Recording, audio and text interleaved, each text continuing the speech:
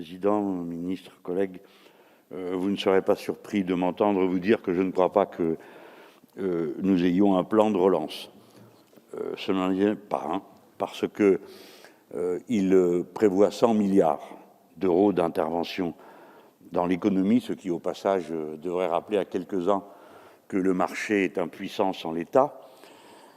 Mais nous avons perdu 8 points de richesse produite dans le pays. Pour les compenser, il faudrait 180 milliards. Vous en donnez 100, il en faudrait 180.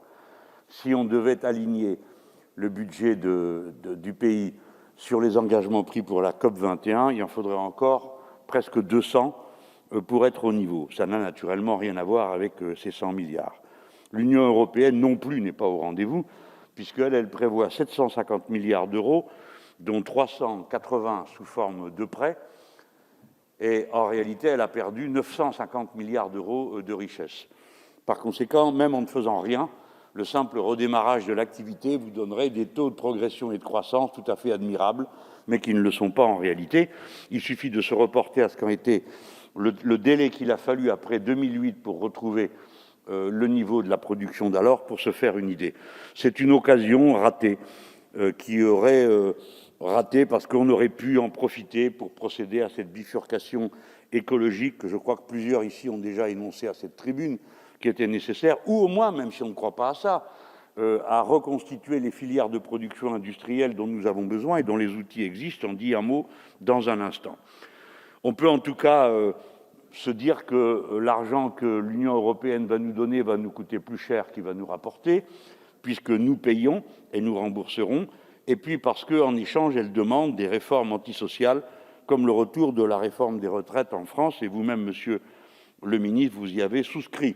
Je vous invite à réfléchir à la demande que vous présente le président du MEDEF, dont je me fais très volontiers l'écho à cette tribune. Surtout, n'allez pas vous lancer dans une lutte de classe hasardeuse à un moment où il n'y en a pas besoin. Que ce soit l'enjeu de la discussion de la présidentielle et que les électeurs tranchent, ce serait beaucoup plus raisonnable. En attendant, si je compare ce plan à ce que font les États-Unis d'Amérique, je vois bien la différence. Là-bas, c'est 4 000 milliards, ça n'a rien à voir avec les 750 pauvres de l'Europe, dont 2 300 pour les infrastructures, il est vrai qu'elles étaient en dessous de tout, et les investissements écologiques, et 1 800 milliards pour les services publics et la consommation populaire. En France, il n'y a rien pour la consommation populaire. Les mesures contre la pauvreté, qui est le moteur numéro 1 de la consommation quand on donne aux pauvres gens le moyen de se vêtir, de se nourrir, de se chauffer, de se loger, de se transporter, et qui sont les premiers naturellement à utiliser les moyens qu'on leur donne, eh bien ils n'auront rien. Je vois que l'argent qui sera donné l'est sans condition, et c'est sur ce point que je veux un instant m'attarder, si j'ose dire. Les milliards qui sont donnés le sont sans aucune contrepartie. C'est absolument immoral. J'ai lu des reportages aux États-Unis d'Amérique où des patrons trouvent normal de souscrire aux conditions que l'État leur pose, avec un raisonnement très simple, puisqu'ils payent, ils ont le droit de commander. Eh bien, nous avons le droit de demander, au minimum, que les entreprises ne fassent pas l'année où on va les gorger d'argent du carry-back sans plafond sur leurs résultats. Nous avons le droit de demander au minimum qu'ils ne distribuent pas plus de dividendes qu'ils n'ont fait de profit, alors que c'est ce qui s'est fait cette année. Mais surtout, nous avons le droit de leur demander, pour les entreprises que nous allons arroser, je parle de Renault, contre toute logique, nous allons donner 5 milliards à Renault sans condition, alors même que c'est seulement une voiture sur 7 achetée en France qui est produite par Renault en France. Par conséquent, nous sommes en droit de lui demander au moins d'honorer les carnets de commandes qui permettent de maintenir à flot, collègues, j'attire votre attention sur ce point, sur des industries françaises de pointe qui n'ont aucune difficulté quant à la valeur des produits qu'ils sont capables de produire. Je parle par exemple de la fonderie d'aluminium à Saint-Claude, je m'y trouvais il y a une semaine.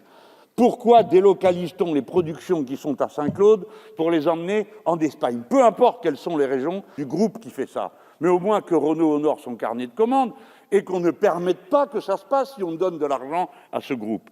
De même pour les fonderies du Poitou dans la Vienne, de même pour la fonderie de Bretagne dans le Morbihan, de même pour la fonderie Alvance-Huil dans l'Indre, dont les salariés étaient devant notre porte à l'Assemblée nationale il y a 2 jours, et qui restent les bras ballants, disant « on nous a demandé des tas d'efforts, on les a tous faits, Qu'est-ce que vous voulez qu'on fasse de plus?